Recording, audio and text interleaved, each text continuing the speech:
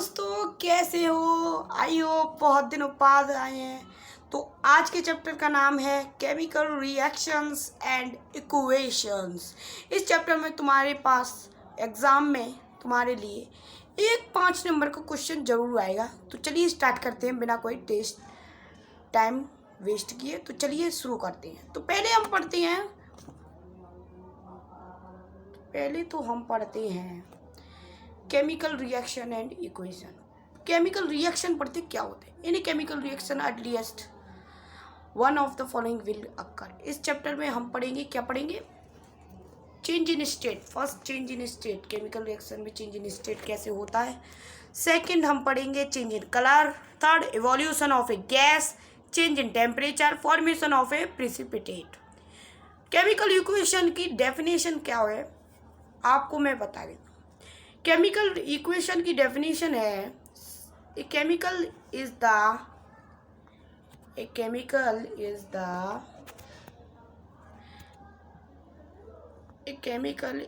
the symbolic representation of a chemical reaction in the form of chemical formula, signs, symbols and directions, in which the reactant entities are given on the left hand side and the product entities on the right hand side। इसमें दिया है कि जो chemical equation होती है वो क्या होती है। केमिकल इक्वेशन में लेफ्ट साइड लिखा रहता है और राइट साइड, देखिए लेफ्ट साइड तो कुछ एंटिटीज लिखे रहते हैं और राइट साइड में क्या होता है? प्रोडक्ट। ठीक है। तो अब बैलेंस्ड केमिकल इक्वेशन पढ़ते क्या होता है बैलेंस्ड केमिकल इक्वेशन। सो रिएक्टेंट्स, लेफ्ट साइड क्या होता है? रिएक्टेंट्स और राइट साइड प्रोडक्ट्स। यानी कि रिएक्टेंट्स को क्या मान लेंगे हम? LHS और प्रोडक्ट्स को RHS। Total number of atoms on the LHS is equal to total number of atoms on the RHS। How to balance an equation, कैसे बैलेंस करें इक्वेशन को। राइट रिएक्टेंट्स एंड प्रोडक्ट्स, कैसे लिखें reactants और products को। Balance the maximum number of a particular atom on both sides और balance other atoms. A complete balanced equation should look like, कैसे होगी? Look like. और COG ये आ गई आपके पास एक इक्वेशन। चलिए बनाते इसको।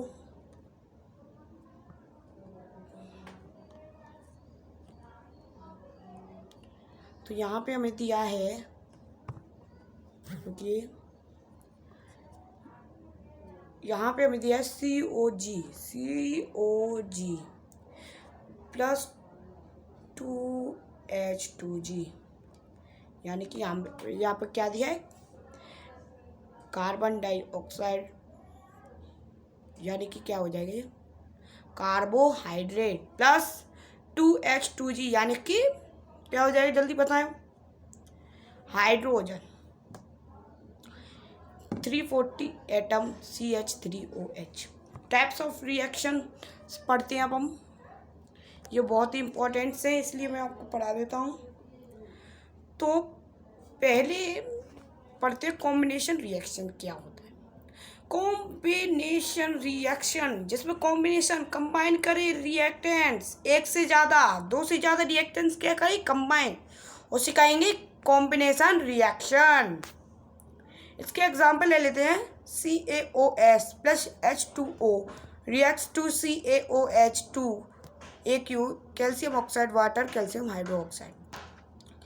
क्या है CaO? क्या है? क्विकलाइन। H2O ये हो गई carbon dioxide, 2H2O hydrogen, oxygen और वाटर। रिएक्ट्स हो गए एक में, तो क्या हो गए? कंबाइन करते हैं जब रिएक्टेंट, तो उन्हें क्या कहेंगे? Combination reaction. Next exothermic reaction. Exo यानी कि हीट क्या हो? रिलीज्ड, तो उसे क्या कहेंगे? Exothermic reaction. इसके एग्जांपल ले लेते। Calcium oxide plus water reacts to क्या हो जाएगा? Calcium hydroxide. तो अब हम नेक्स्ट पढ़ते हैं। नेक्स्ट क्या है? नेक्स्ट है एंडोथर्मिक। एक्सोथर्मिक और एंडोथर्मिक में कंफ्यूज मत होना बिल्कुल भी, ये बहुत ही इंपॉर्टेंट है। मैं बता देता हूँ, बहुत ही इंपॉर्टेंट है ये आपके लिए। अगर आप कंफ्यूज हो गए तो यहाँ पे बहुत गड़बड़ हो सकती है। एक्टोथर्मिक रिएक्शन की डेफिनेशन क्या है? Heat is absorbed in the reaction. Very few combination reactions are endothermic. For example 12N2G plus O2G reacts to NO2G। Decomposition reaction क्या होती है? Single reactant breaks into several simple products. जब एक single product क्या हो, break हो जाए, टूट जाए सेवरल सिंपल प्रोडक्ट्स में, उसे क्या कहेंगे? डिकम्पोजिशन रिएक्शन कहेंगे। एग्जाम्पल इसका 2FeSO4 ferrous sulphate reacts to Fe2O3 ferric oxide plus SO2 plus SO3 CaCO3। ये हो गया example. All decomposition reaction are endothermic, they absorbed heat. Displacement reaction पढ़ते क्या होता है? In displacement reactions, a more reactive metal can displace a less reactive metal from their compounds in aqueous solutions. However, a less reactive metal cannot displace a more reactive metal. तो ये हो गया। अब इसकी एग्जाम्पल पढ़ते हैं। Displacement reaction का क्या होता है? CuSO4 plus Zn plus ZnSO4, यानी कि copper plus zinc reacts to क्या हो जाएगा? बताइए। कॉपर सल्फेट क्या हो जाएगा? Zinc sulphate. ठीक है, जिसमें क्या होगा? ZnSO4 plus Cu। Copper sulphate क्या होगा? कलरलेस होगा। सल्फेट कैसा होगा? रेड होगा। और zinc sulphate FeS plus CuSO4 Aq plus react to CuS plus FeSO4 Aq iron. Sir copper sulphate, copper iron sulphate, ये हो गया। ठीक है, तो आप डबल डिस्प्लेसमेंट रिएक्शन है, आखिरी है ये। Exchange of ions occur between two compounds. जब कोई आयॉन्स दो पार्ट में डिवाइड हो जाए उसे क्या कहेंगे? Double displacement reaction. When the aqueous solution of two compounds react by exchanging their reactive ions such that one of the products formed is insoluble salt and appears in the form of a precipitate, then the reaction is said to be precipitation reaction। ये हो गया precipitation reaction की definition। तो precipitation reaction की definition हो गई। तो अब हम पढ़ते हैं न्यूट्रलाइजेशन रिएक्शन। या आपके एग्ज़ाम के पॉइंट ऑफ व्यू की तरफ से देखें तो ये नहीं आएगी, पर तो भी मैं बता देता हूँ। तो क्या डेफिनेशन में इसकी मैं बता दूँ।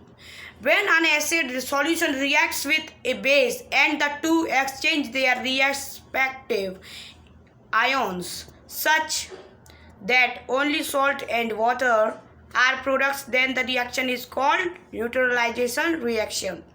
जब क्या होता है, एक एसिड सॉल्यूशन रिएक्ट्स करता है एक बेस में, तो क्या हो जाए? टू एक्सचेंज देयर रिस्पेक्टिव इयॉन्स में बदल जाता है। सॉल्ट और पानी में होती है क्या? प्रोडक्ट। तो ये क्या हो जाएगा? Neutralisation reaction. When two compounds react with each other and displace their ions in such a manner that one of the product formed either decomposition into gaseous compounds or is formed in gaseous state, then the reaction is called gas forming reaction। ये हो गया।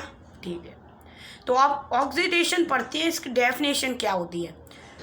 When a substance gains oxygen or loses hydrogen। Oxidation में क्या होता है? Oxygen क्या होता है? इसका गेन, यानी कि ऑक्सीजन उसमें ज़्यादा होता है और ऑक्सीजन के लिए वो सही रहता है और हाइड्रोजन के लिए लॉस होता है वो। एग्जाम्पल देख लिए। 2Cu plus O2 reacts to heat reacts to 2CuO।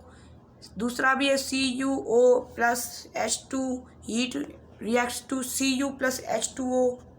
Oxidation in everyday life. हम अपनी ज़िंदगी में ऑक्सीडेशन, हमारी ज़िंदगी में कहाँ है? हमारे आसपास। When a metal is oxidized by the action of air and moisture. That's why metals are coated. जब मेटल ऑक्सीडाइज हो जाता है तो उसके एक्शन और एयर और मॉइस्चराइजेशन को क्या मेटल कोट होता है? ये कभी सोचा होगा? नहीं। रेंसिडिटी पड़ती यानी कि जंग कैसे लगेगी। When fats and oils are oxidised, जब फैट और ऑयल क्या हो जाए?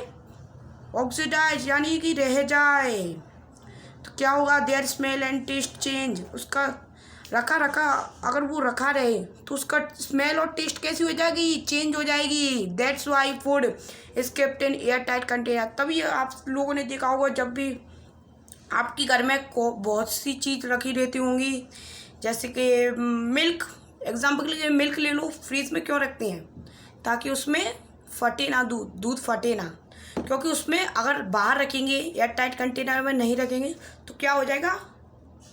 वो क्या हो जाएगा? खराब हो जाएगा दूध। ऐसे रिडक्शन पढ़ते हैं। When one substance loses oxygen और गेन्स हाइड्रोजन। रिडक्शन में क्या होता है? लूजेस, ऑक्सीजन को क्या करता है? लूज करता है, और हाइड्रोजन को गेन करता है। Example CuO plus H2, heat reacts to Cu plus H2O, reduction of CuO है जी। और ये रिडॉक्स रिएक्शन नहीं है, रिडॉक्स है, ऑक्सीडेशन रिडक्शन रिएक्शन। इसका दिया है CuO plus H2, heat reacts to Cu plus H2O। Cu क्या है इसमें? CuO क्या है? रिडक्शन। किस में जा रहा है? Cu में। और ऑक्सीडेशन H2O, H2 से बना है। ठीक है, तो यहाँ पे चैप्टर हुआ ख़त्म। तो आई थिंक अगर आपको वीडियो पसंद आई होगी तो लाइक कर देना वीडियो को, और चैनल पे नए हो तो सब्सक्राइब कर देना। बगल वाली घंटी को भी दबाना ना भूले, ताकि हमारी नई वीडियो ऑल पे सेलेक्ट करके दबा देना, ताकि हमारी नई वीडियो आपको मिलती रहे। तो चलो मिलते हैं अगले chapter acid basis and salts में। तब तक के लिए good bye, take care and see you in next video. तब तक के लिए गुड बाय।